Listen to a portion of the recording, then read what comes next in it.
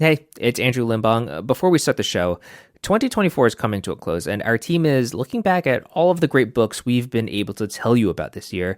Thanks to your support, we've explored books by politicians to bring you context during a crazy election year. We've tempted you with delicious new cookbooks. We recommended reads to get cozy with on the couch, to broaden your horizons, to surprise and delight and inspire you.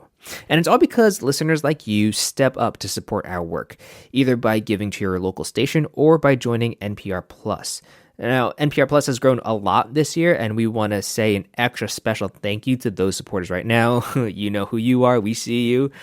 If you don't know what I'm talking about, NPR Plus is a sweet way to support the independent public media you rely on from NPR. When you sign up for a simple recurring donation, you support our mission of creating a more informed public, and you get special perks for more than 25 NPR podcasts, like sponsor-free listening, bonus episodes, and even exclusive and discounted items at the NPR Shop and the NPR Wine Club.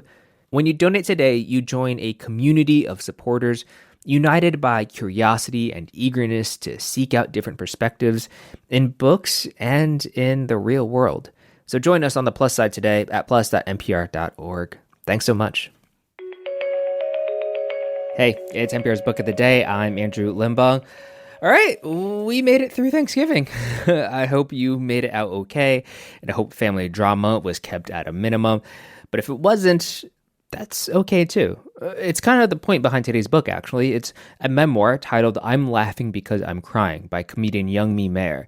It's an open and honest look at her relationship with her parents and how there was some stuff going on at home that she's still dealing with today. And yeah, some of it has to do with some baggage specific to her Korean culture. But to quote The Breakfast Club, everyone's home life is unsatisfying. Mayer talks with NPR's Juana about some of the details of her upbringing and what her relationship with her family is like now. That's Ed.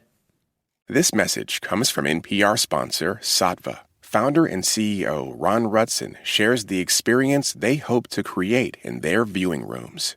We want our customers to feel like they've walked into a luxury hotel. That's what Sattva has been inspired by from the day that we started. We take sleep very seriously. We believe it unlocks a superpower if you get the right sleep on the right mattress. We believe we can provide that. Visit SAATVA.com/NPR and save up to $600. Comedian, writer, and podcast host Youngmi Mayer has gone viral for her ironic jokes about race, like this one from TikTok. Why did Asian people reveal that teriyaki sauce is just soy sauce and sugar? We were charging $8 a bottle for that. Don't tell them about Korean barbecue marinade. In her new memoir, she pulls back the curtain on her upbringing and fleshes out her family stories, although she apparently lost a battle with her publishers on the title. There's a Korean saying that goes, if you laugh while crying, hair will grow out of your buttocks. And I wanted that to be the title, but they said no. So the book is called I'm Laughing Because I'm Crying. In the book, she paints a picture of a tumultuous childhood spent in Korea with her mother and a white American father. Mayer writes about her parents' obsession with her weight, dealing with her biracial identity, and navigating life with parents who struggled with their own depression and generational trauma. My parents were emotionally the children and I was the adult. I think growing up with parents like that was a little difficult, and I think it's also something that's like kind of relatable. And even though I'm like Asian and I grew up in Korea, I've heard a lot of like Asian Americans talking about this, whether it's like the child of immigrants having to like fill out tax forms when you're 8 years old or something like that. It's clear that for her, laughter has been a lifeline. I mean, my personal theory, I don't know how true this is like people need to laugh to make things feel better. And I think that's just every human being and not just like a cultural thing or a Korean thing. But there's this other layer that I see so much in my Korean family, that laughter is what has really helped them sort of live through all of the trauma. Not only that happened in my family personally, but like that happened in our culture. I asked Youngmi Mayer how she thinks about her relationship with her parents today.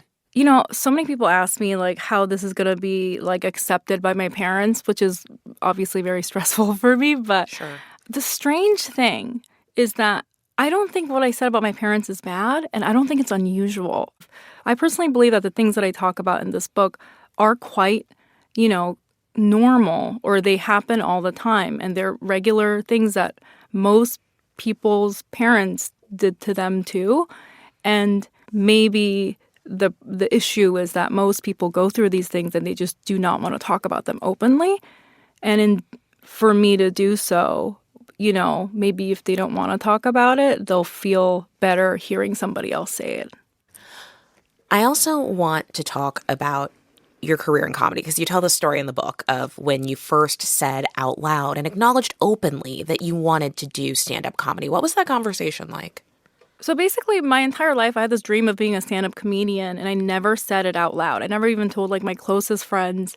I was married for 10 years. My ex-husband had no idea. And one day in therapy, I told my therapist, I think I want to get divorced.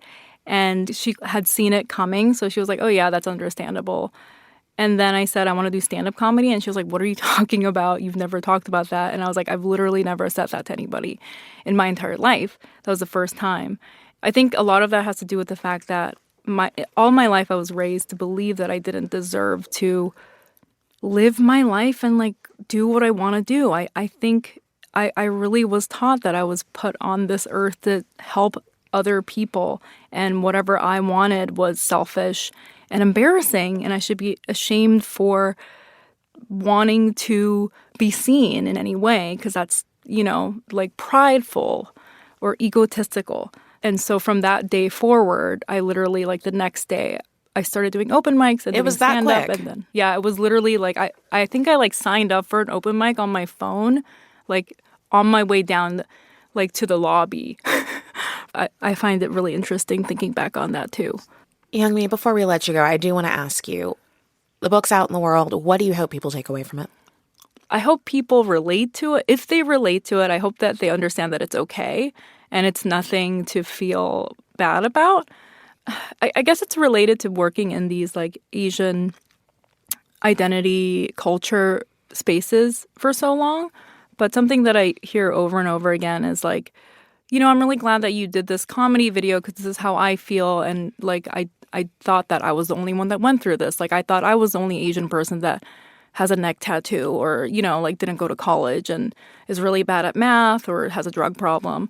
And I was like, of course not. If there's a bunch of Asian people that do that in Southern California. But I'm just kidding. That's a joke. But, of course, you're not the only one. And what is this idea or this pressure that we feel that we think that we have to pretend that we're the only one?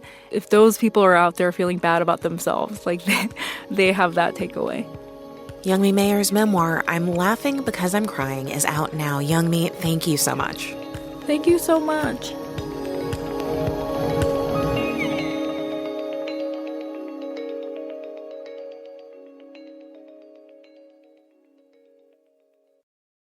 Support for the following message come from LinkedIn Ads. With LinkedIn Ads, you can reach professionals relevant to your business. Target them by job title, industry, company, and more by launching your next campaign with a free $100 ad credit at linkedin.com/results. Terms and conditions apply.